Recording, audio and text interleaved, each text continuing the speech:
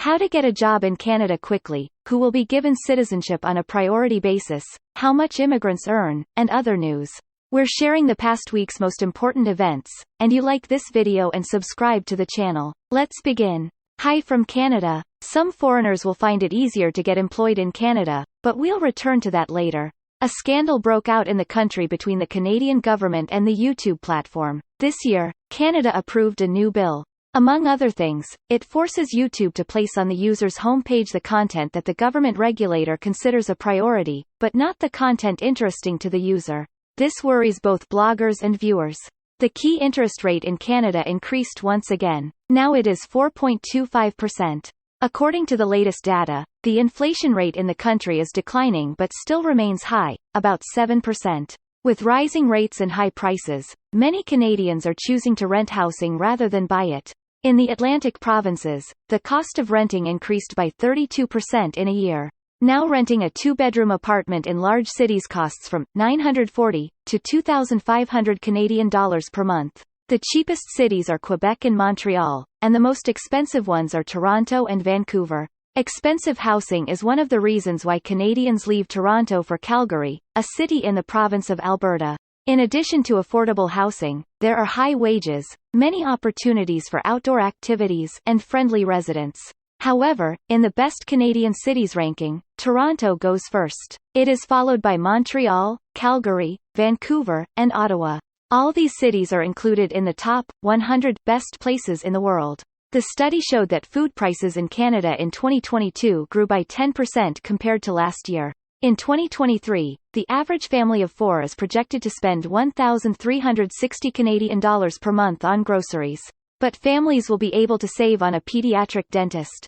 Canadian authorities will allocate between $260 and $650 Canadian dollars per child for dental visits if the total family income is less than $90,000 Canadian dollars. From December 20, Canada will start moving towards a plastic ban. The blacklist includes bags, disposable cutlery and containers, plastic straws, and coffee stirrers. For now, they will be removed from shop windows and other visible places, and a complete ban is planned for December 2023. Nova Scotia lacks teachers, especially Methodists, speech therapists, and school psychologists.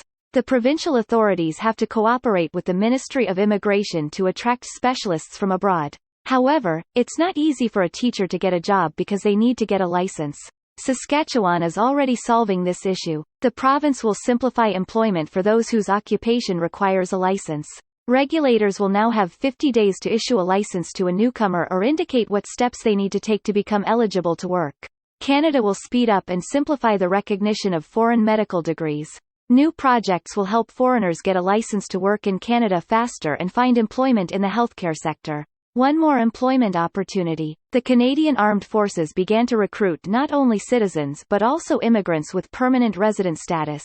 Moreover, applications for Canadian citizenship from the military will be considered first. The Army especially needs pilots, logistics officers, foot soldiers, and other experienced specialists. Quebec announced its immigration levels plan for 2023. The province is ready to invite 52,500 people. Moreover, the authorities expect that 79% of economic immigrants will know French. Quebec is the only region that sets its immigration goals independently of the federal government. Another province claiming independence is Alberta. It passed a law, according to which the provincial government doesn't have to obey the federal authorities and can adjust federal laws at its discretion. The Immigrant Today team digitized statistics on immigration programs. It shows under which programs and to which provinces immigrants move. In 2022, most people settled in Ontario, British Columbia, and Quebec. You can find full information at the link below this video. The Conference Board of Canada found that after graduation, most international students stay in the province they initially came to. The highest graduate retention rates were found in Quebec, Manitoba, and Alberta. And among those who decide to move, the majority seek to settle in Ontario. By the way, about graduates, Canada became the most educated country in the world, thanks to immigrants. More than half of the country's working-age population are immigrants with master's and PhD degrees. Moreover, many of those who came to Canada over the past 5 years receive above-average wages. Which Canadian universities are better? The U.S. news portal published its annual World Best Universities ranking. The top 100 includes 3 Canadian institutions: the University of Toronto, the University of British Columbia, and McGill University. If you want to study in Canada, book a consultation with our specialist via the link below this video. Let's move on to the immigration draws. On December 6, British Columbia sent out 193 invitations. They were received by tech specialists, healthcare workers, educators, and veterinarians. Please like this video, subscribe to the channel, and click on the notifications bell icon to stay up to date with new videos. See you in Canada!